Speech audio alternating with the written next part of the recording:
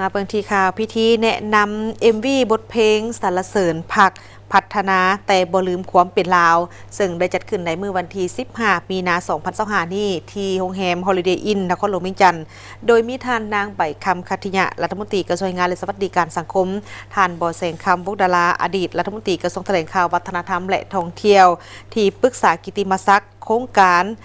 คณะดนตรีบรรเลงประสานเสียงเดอะเปียนิสต์เวียงจันทน์พร้อมด้วยทานวัดศรีกัวมัวรองรัฐมนตรีกระทรวงแถลงข่าววัฒนธรรมและท่องเที่ยวได้เข้าร่วม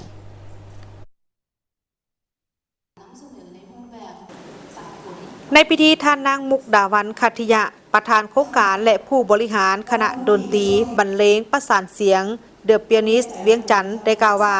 คณะดนตรีบรรเลงประสานเสียงเดอะเปียนิสต์เวียงจันทน์ได้รับการสร้างตั้งขึ้นในปี 2020 ในกลุ่มคนที่มีจิตใจมักหักเสียงดนตรีจึงได้พร้อมพากันยกสูงพัฒนาเครื่องดนตรีลาวนำเสนอในรูปแบบสากลมาผสมผสานเฮ็ดให้คนต่างประเทศได้สัมผัสกับความสวยงามอันเป็นเอกลักษณ์ของดนตรีลาวและเฮ็ดให้คนได้เข้าถึงดนตรีแบบประยุกต์นอกจากนี้ยังเป็นการส่งเสริมการท่องเที่ยวลาวสร้างผลงานการถ่ายทำวิดีโอเพลง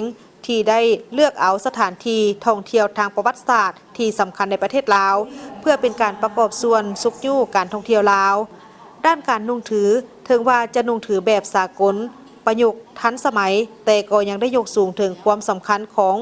การอนุรักษ์ผ้าไหมลาวพร้อมทั้งส่งเสริมนักศิลปินลาวทุกแขนง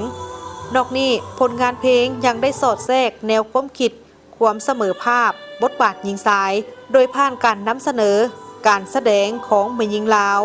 ถือว่าหาเบิ่งได้ยากในยุคสมัยนี้ภายหลังที่ได้นำเอาบทเพลงบุญคุณผักและเพลงแดนแห่งอิสระมาประพันธ์ดนตรีใหม่และเผยแพร่ในปี 2021 ได้รับเสียงตอบรับความย่องยอสมเสยอย่างล้นหลายจากสังคมทางภาครัฐเอกชนรวมถึงองค์การจัดตั้งสากลในปี 2022 ถึง 2024 โครงการได้แสดงคอนเสิร์ตร่วมกับทางสถานทูตฝรั่งประจำลาวในปี 2024 ได้สำเร็จการ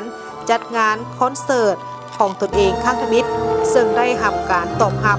และมีผู้เข้าชมหลายกว่า500 คนในนั้นโครงการแม่นได้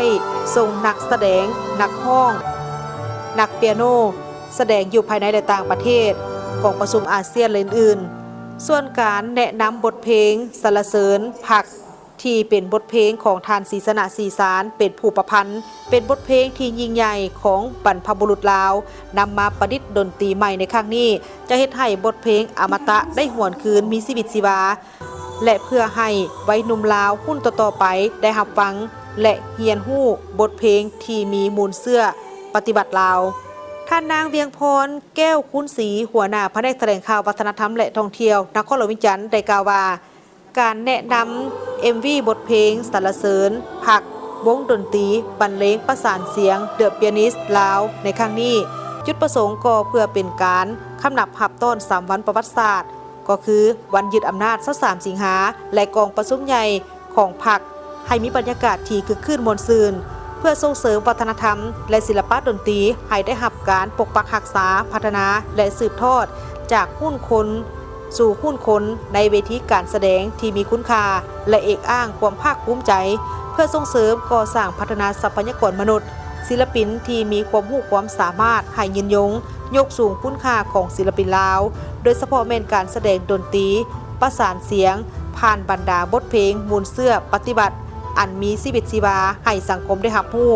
บทเพลงที่ได้นำเสนอในครั้งนี้เป็นหนึ่งใน9 บทเพลงที่อมตะนำมาแสดงในกิจกรรมคำนับหับต้น3 วันประวัติศาสตร์ซึ่งกิจกรรมเฉลิมฉลอง3 วันประวัติศาสตร์และวันยึดอำนาจ23 สิงหาที่นครหลวงเวียงจันทน์ได้แบ่งออกเป็น2 ระยะคือพิธีครั้งนี้ได้แนะนำบทเพลงสรรเสริญ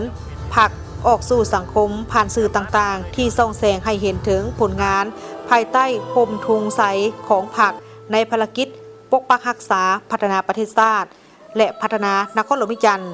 ที่เป็นหมากหัวใจของทัวร์ชนชาติลาวทางชาติและระยะที่2เป็นกิจกรรมคำนับหับต้นเฉลิมฉลอง3 วันประวัติศาสตร์และติดพันกับวันยึดอำนาจทั่วประเทศ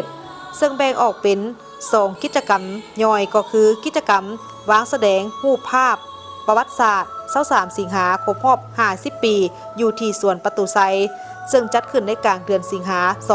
2025 ที่จะมาถึง และกิจกรรมแสดงดนตรีประสานเสียงของดนตรีบรรเลงประสานเสียงเดอะเปียนิสต์เวียงจันทร์บทเพลงมูลเสื้อปฏิบัติในหัวข้อสรรเสริญผักซึ่งบทเพลงที่จะนำมาแสดงแมนมี9บทเพลงก็คือจำป่าเมืองลาวบุญคุ้นผักแดนแห่งอิสระเสียงแคนลาวคิดฮอดซ้ำเหนือบ้านแม่เฮาทรงพรปีใหม่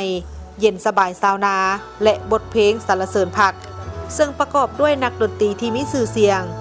ส่วนสถานที่จัดการแสดงแมนอยู่ที่หอวัฒนธรรมแห่งชาติคาดคะเนจะได้จัดขึ้นในวันที่22 สิงหาคม 2025โดยรวมแล้วบทเพลงสรรเสริญผักจะเป็นบทเพลงหนึ่งที่จะสร้างความประทับใจและความเบิกบานมวลซืนสีแดงแห่งทุงปฏิบัติให้กับผู้ที่เข้าชมด้วยบรรยากาศที่ม่วนซืน